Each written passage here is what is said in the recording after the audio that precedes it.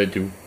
This particular river originates in the department of the same name near the village of Mout, known as the one that holds the record of coldest winter in France. The Doubs is vampirized by the faults in the limestone rocks it crosses, some of which, lost in the natural crevices, will feed the river Loup. The Doubs is a natural border between France and Switzerland from Le Refrain upstream to Clairbier downstream on about 50 kilometers of natural border. The Brunet's Lake on the Bassin du Doubs with the Saut du Doubs waterfall, the Morons Lake with the Châtelot, and finally the Biffon's Lake with the Refrain Dam constitutes a reserve which makes it possible to maintain the level of the river acceptable in the sector which interests us, le Refrain, upstream of the sector of fishing of the APPMA, Association agréée pour la pêche et la protection du milieu aquatique of the Franco-Swiss Doubs.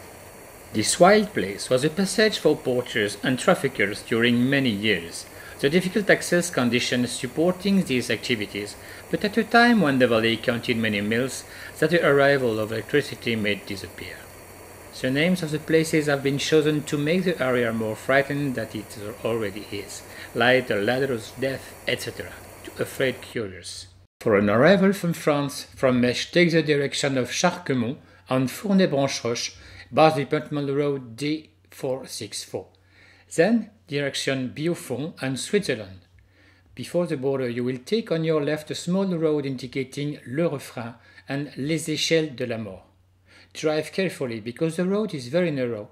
You will be able to park your car along the river or at the end of the road on the parking close to the electric factory. It is on this 27 kilometers course that we are going to discover through this series of films this incredible river, sometimes French, sometimes Swiss, and even shared between the two countries. This binationality gives it a special status. Indeed, the opening of the first category is always on March 1st and the closing on September 30th, whatever the day.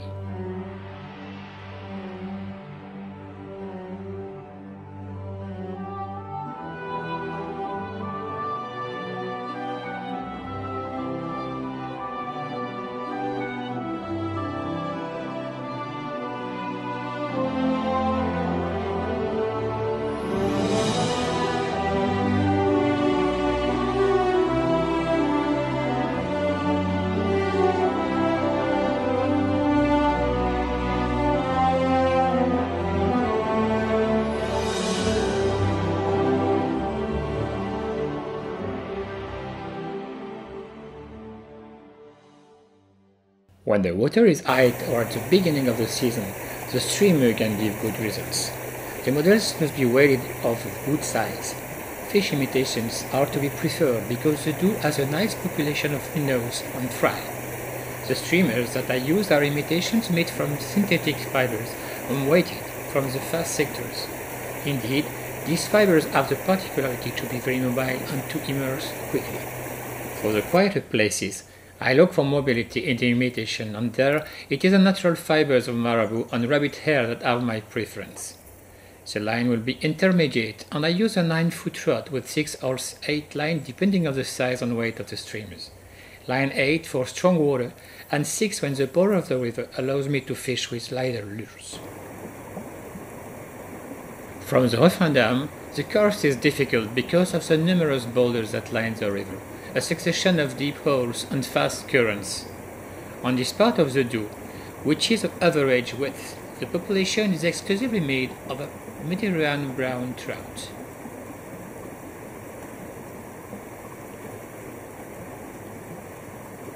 In this tormented sector, the fishing with the Spanish nymph or nymph with indicator are techniques which makes it possible to capture this brown trout with this so particular dress with the characteristic zebring.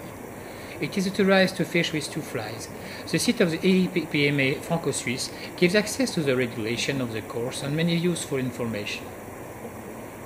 I use here a 10-foot rod, customized by my friend Clément Lavaux, with a carbon handle which increases the reactivity of the rod during the catches. After the electric plant of the Refrain, nymph fishing becomes possible on the corner sectors. When the surface activity is regular, dry flies fishing provides the most intense pleasures in trout and grading. The equipment I prefer is a 9-foot rod with a 4 or even 5 line if there is a wind. And don't forget that a saying from France says, when the wind blows from the north, no fish. For imitations, the nets will be in size 14 or 18 with variable weighted according to the current and the season, pheasant tail or Goumois style. For dry fishing, I use a CDC fly with yellow body and grey wings, a red reverse parachute rig, mostly in size 16 or 18. The patterns are already described on my YouTube channel. The dew flows from south to north, so I recommend the French bank in the morning with the sun in the east and the Swiss or west bank in the afternoon. Here we are in the morning on the French side, as we say in the area.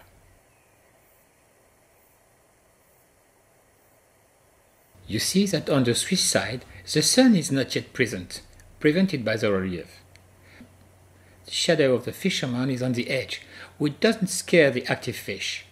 The trout fishing is delicate, you must be very discreet and especially not neglect the edges.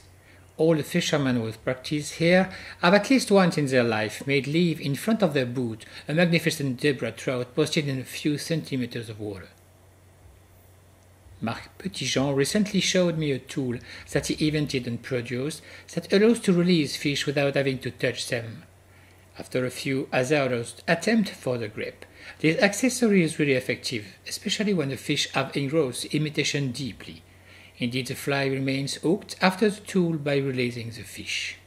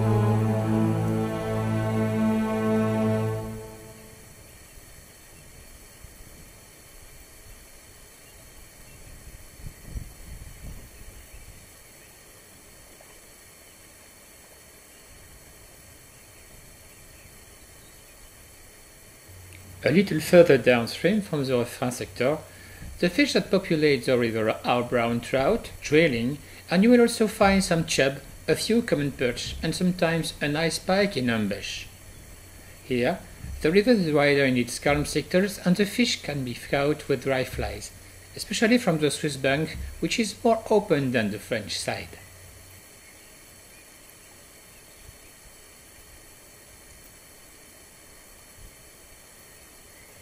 At the beginning of the season, the hair and mud brown flies are essential, but the impossibility of walking in the water until the 1st of June doesn't allow the easy practice on all the blows of the river. A little further downstream, in the sector of Le Moulin de la Charbonnière du Bas, the banks are more forested. There, the Chemin de la Charbonnière goes up. The path which leads to La Roche aux Chevaux will be the last sign of the man, leaving place to the wild and magnificent Doubs.